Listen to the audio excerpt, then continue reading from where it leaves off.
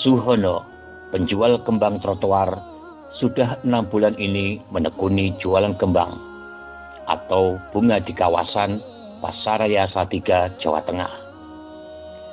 Pandemi COVID-19 berimbas pada meningkatnya hobi memelihara bunga.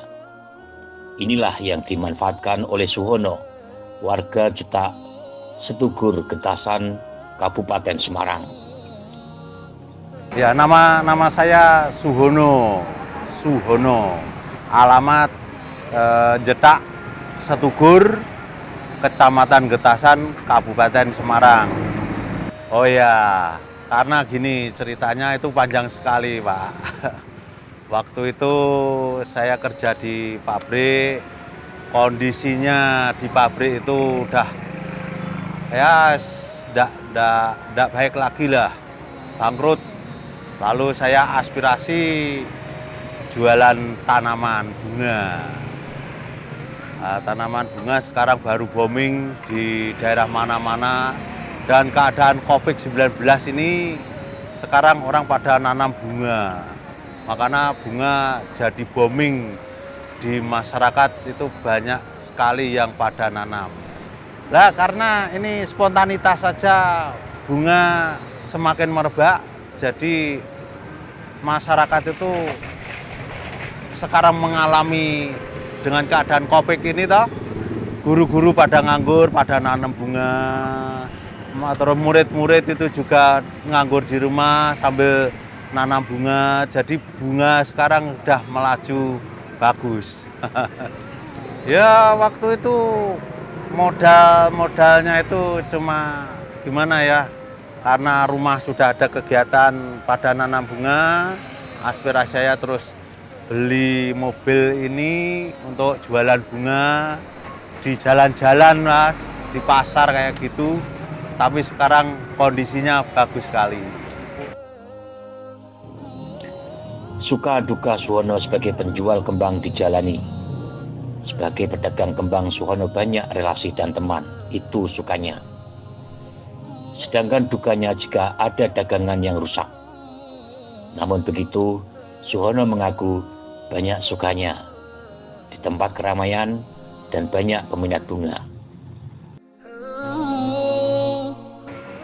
Oh iya, waktu itu saya jualan sembako ya, bahan makanan lah, kayak sayur-sayur, itu saya bangkrut. Waktu itu saya di Jeporo, tidak dibayar.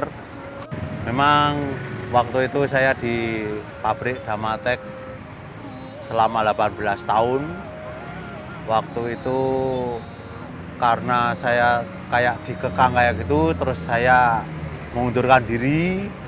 Habis itu saya kursus terapi pijat, refleksi selama kurang lebih 1 tahun. Habis itu saya praktek di Temanggung. Waktu di Temanggung berjalan 3 tahun, pasiennya juga sudah bagus. Nah, lalu lalang kayak gitu, saya inspirasi pulang ke rumah. Pulang ke rumah, ternyata rumah belum ada apa-apa. Terus waktu itu saya berkeliling tanaman bunga. Sambil nanam bunga, lah sekarang kok bunga semakin melejit, semakin payu. Jadi saya senang sekali dengan keadaan itu. Waktu itu saya usaha cuma uang 1 juta kurang lebih. Nah, berjalan lama, akhirnya saya bisa kredit mobil. Waktu kredit mobil kayak gitu, ini sudah berjalan 10 bulan. Ternyata saya bisa setiap bulan membayar mobil itu dengan kredit, dan ada kelebihan sisa-sisa untuk buat makan, kebutuhan pokok di rumah bisa mencukupi.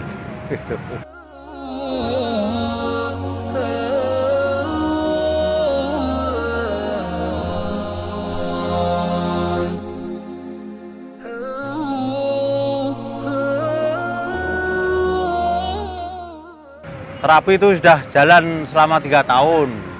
Habis 3 tahun berjalan terus karena saya ninggali keluarga, lalu saya pulang. Pulang keadaan di rumah ya gimana ya, terlalu kesan tidak baik, jadi aku terus menetap di rumah. Habis itu jualan bunga. Karena kalau di terapi itu berhenti istri tidak boleh. Karena bersangkutan sama bukan jenis kelamin, nanti kan jadinya tidak baik. Lalu saya berikrar berusaha perkebunan ya, dengan cara ini nanam bunga sambil bibit buah-buahan.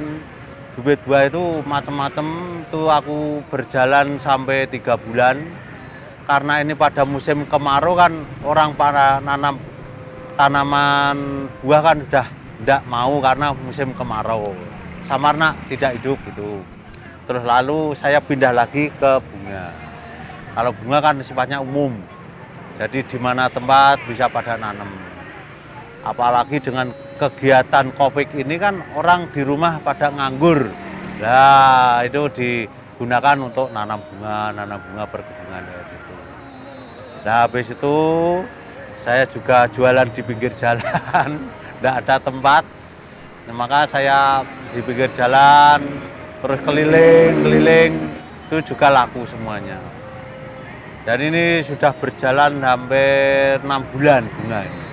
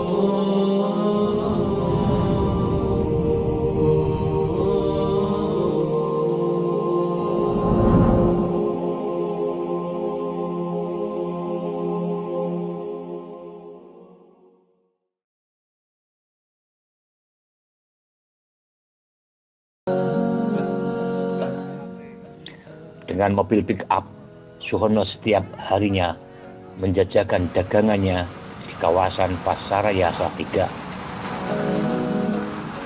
Setelah pulang, dia juga menyediakan beberapa pot bunga yang berada di halaman rumahnya. Bisa juga jika mau dibeli. Kembang atau bunga itu dirawat baik oleh Suhono. Apalagi dari terah keluarganya memang pecinta bunga. Karena di sini kan tempat rame ya, tempat lalu lalang pada jalan-jalan di sini setiap di pasar, karena ini di pasar. Jadi orang belanja mesti melihat bunga pada beli kayak gitu. Ya sekedar ada yang tanya, tapi ada yang beli. Jadi ya namanya orang banyak, tapi fokusnya banyak sekali yang beli. Iya. Ya keadaan kayak gitu Pak ya. Kalau backgroundnya memang dari sisi keluarga, waktu itu ayah saya itu memang senang bunga. Jadi kita mungkin keturunan ya. Keturunan dari orang tua saya sering. Kalau setiap 17-an itu mesti lomba bunga kayak itu mesti menang ayah saya. Nah, mungkin saya faktor keturunan dari orang tua. Jadi salut. Karena bunga kan setiap saat ganti tuh Mas. Ganti, mungkin enggak ada ya. Pertumbuhannya itu lebih cepat kalau bunga. Habis tua nanti bisa muda lagi, berkesinambungan kayak gitu. Enggak boleh wong kulaane aku 12 tahun. Aku kayak gitu di transportasi. Kalau ini aku juga ada yang nanam sendiri, ada yang kulaan. Kalau kulaan saya di Bandungan. Bandungan kalau enggak ada juga ke Kopeng, Getasan. Kalau enggak saya juga ke Purworejo. Jadi saya keliling Pak, carinya karena kan mana yang murah mesti saya cari kan gitu. Terus kalau anggrek itu di Malang. Saya juga ke Malang. Jadi jarak jauh tapi tidak apa-apa demi mencari kebutuhan.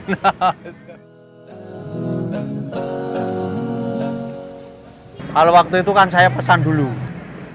Pesan kan saya sudah punya nomor HP. Pesan dikirim nanti saya ambil kayak gitu. Paling enggak bawanya itu sampai 300-an. 300 batang. Minim 300. Karena jarak jauh kan buat ongkos, buat perjalanan kan banyak. Jadi bisa masuk. Kalau dijual juga bisa masuk. Kalau ngambil saya paling enggak semininya 15 hari sekali. Iya. Kan ini juga diambil sama pelanggan-pelanggan. Jadi saya juga punya pelanggan khusus sering ngambil kayak gitu. Nah, pelanggan itu juga dijual lagi, malah bisa kerjasama. Yang jual, yang ngambil juga orang Suro, orang Soko, orang Blotongan, banyak yang ngambil saya. Karena di sisi itu harganya kan miring sedikit.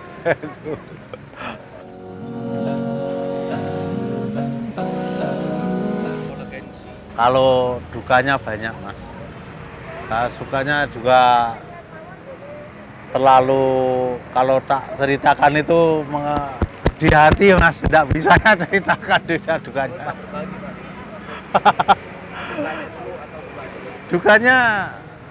Dukanya gini. Kemarin kalau misalnya tidak laku, kan itu busuk. Kalau sering dipegang-pegang pada pembeli, ada yang putus, ya itu dukanya kayak gitu. Kan kalau nawar kan mesti sambil ngambil, lihat-lihat, ada yang pegang, terkadang pegang malah metil kayak gitu, dukanya kayak gitu. Tapi sukanya ya bergaul sama orang banyak, jadi malah kenal, seneng, semakin tambah temen kayak gitu.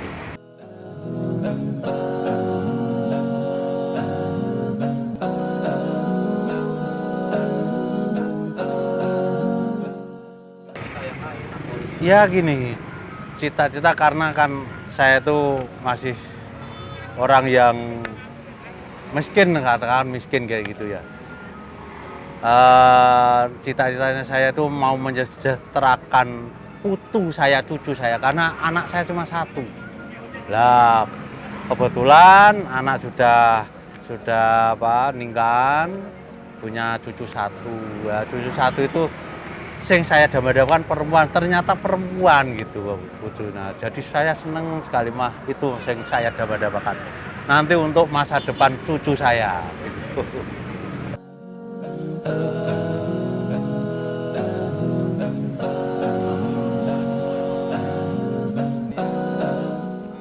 Makna hidupnya, wah, gimana ya? Makna hidupnya kalau zaman sekarang ini susah banget. Jadi cari, apalagi dengan keadaan kopi kayak gini, cari rezeki aja sulit. Nggak ada orang yang keluar masuk rame, itu nggak ada. Paling segelintir orang, 1 orang, 2 orang kayak gitu. Karena kan tidak boleh bepergian lama-lama, kan nggak boleh. Nanti kopinya menular lah, itu baru. Makanya kita telaten aja lah, telaten gitu. Intinya telaten. Tapi lama-kelamaan nanti juga ada hikmahnya gitu aja. Saya harapkan hidup itu ya jangan hidup sengsara lah gitu aja. Hidup secara itu lebih sulit lagi. Makanya kita bekerja keras harapannya itu bisa maju, bisa tercapai tujuannya gitu. Makna hidup bagi Suwono adalah usaha sungguh-sungguh, telaten, maka akan sukses. Hidup harus rukun, keluarga harus rukun, karena keluarga adalah segala-galanya. Kedamaian hidup ada pada keluarga. Tempat menyandarkan hidup juga pada keluarga.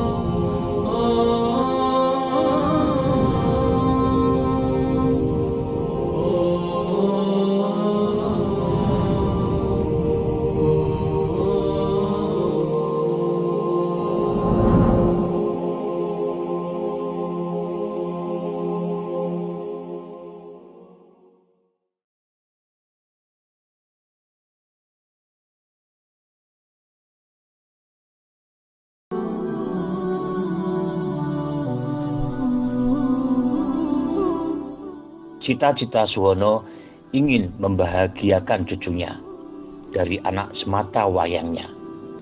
Apalagi cucu perempuannya itu merupakan doa yang terkabul setelah dirinya berharap cucu yang lahir adalah perempuan. Iya ya, waktu itu memang waktu saya itu terapi itu kan ada seorang teman yang sudah berhasil karena dia gejala stroke. Telateni terapi itu sembuh. Waktu itu kan aku praktek terapi ya, terapi pijat terapi. Nah waktu itu aku di Temanggung itu ada yang berhasil, berhasilnya itu ada yang luka gejala stroke itu sembuh. Itu malah istri polisi. Nah waktu itu sembuh, terakhirnya saya dikasih uang ada mau, dijak mancing di Bukit Cinta. Waktu itu di Sambar Petir. Saya itu pas di situ ada orang 5 naik stoneboot, jadi nyater stoneboot. Di tengah-tengah jam 1:10 di Sambar Petir, 2 langsung meninggal. 2 meninggal, padahal itu orang 5. Yang 2 itu semedi saya semua sambil grok, tidak sadar lah. Saya yang sadar sendiri. Waktu itu saya di situ gonjang, angin sudah gede, dadar kayak gitu, tapi saya bertahan. Akhirnya waktu itu yang satu pendeta tidak sadar, terus saya terapi. Karena aku dipelajari kalau orang pingsan terapinya gini-gini. Ternyata tak terapi kayak gini-gini itu 5 menit sadar terus saya ciumi, saya peluk karena buat saksi hidup. Habis itu terus yang kena juragan stoneboot kan pendeta itu. Tak tanya nomor HP-nya berapa, gini. Telepon aja. Karena tangannya tidak bisa gerak karena kena petir. Terus saya sabut, saya telepon. Habis itu terus yang punya itu Pak Timbul namanya di Bukit Cinta. Tak telepon, ini di Sambar Petir. Sopir jenengan meninggal dunia langsung. Wah, dicari tapi dalam keadaan masih hujan deras, tidak mau. Terus ketemunya itu jam 5 sore. Nah, ketemu terus yang 2 itu sudah anjlok di air. Saya yang bisa sembuh saya sendiri. Akhirnya terus bicara itu harus diambil sama teman-teman, tapi langsung meninggal dunia. Tapi itulah dukanya di situ waktu terapi, makanya saya sudah tidak mau lagi terapi. Nah, untuk sukanya ini Mas, tentang bunga ini, saya bisa bergaul sama banyak orang di sini, di pinggir jalan. Ada yang ngomong, Pak, saya habis kehilangan bunga 10 pot. Alam kayak gini itu ada yang hilang kayak gitu. Karena bunga kan laku, jadi sama yang dicuri orang. Itu dukanya, suka-dukanya di situ itu.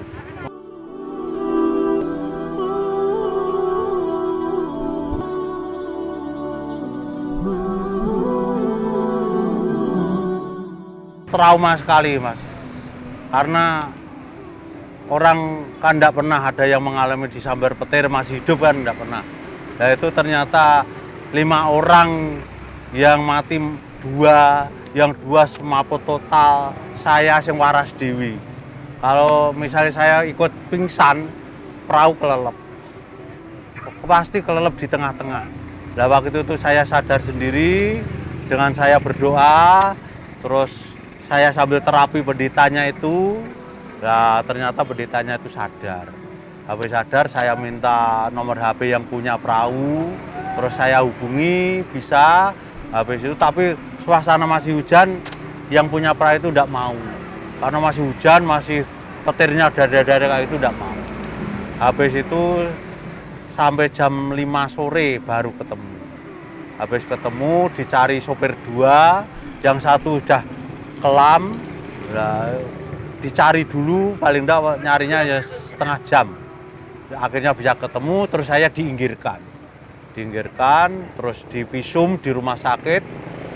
Habis itu terus di visum selesai langsung pulang ke Temanggung lagi. Karena itu orang Temanggung yang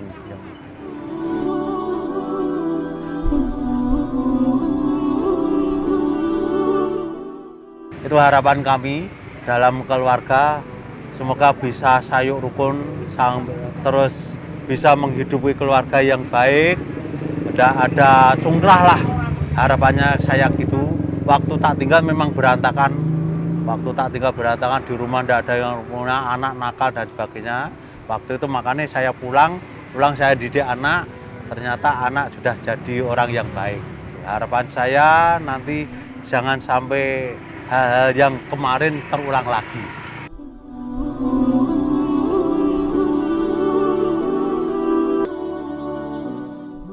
Bunga ini, nah, ini mungkin dari akhir hidup saya, Mas, tentang usaha.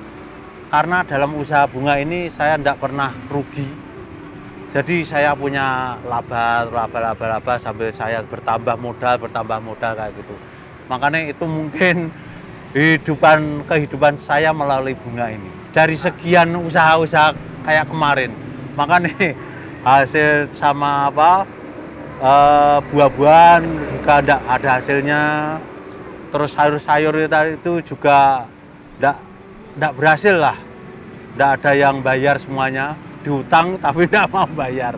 Nah ini terakhir kalinya usaha saya berhasil. Saya harapkan semoga berhasil terus sampai.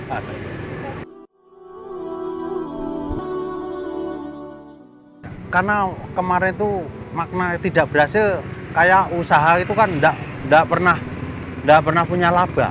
Akhirnya mau cuma bangkrut, kurang terus tidak terbayar lagi. Apalagi kalau tanggungan sama sayur mayur kan busuk. Nah, kalau sayur mayur tidak laku 2 hari mesti busuk. Tapi kalau bunga ini kan semakin tidak payu tidak apa-apa, disimpan rumah nanti bisa bertumbuh lagi. Semakin gede malah semakin larang mahal. Itulah intinya seperti itu.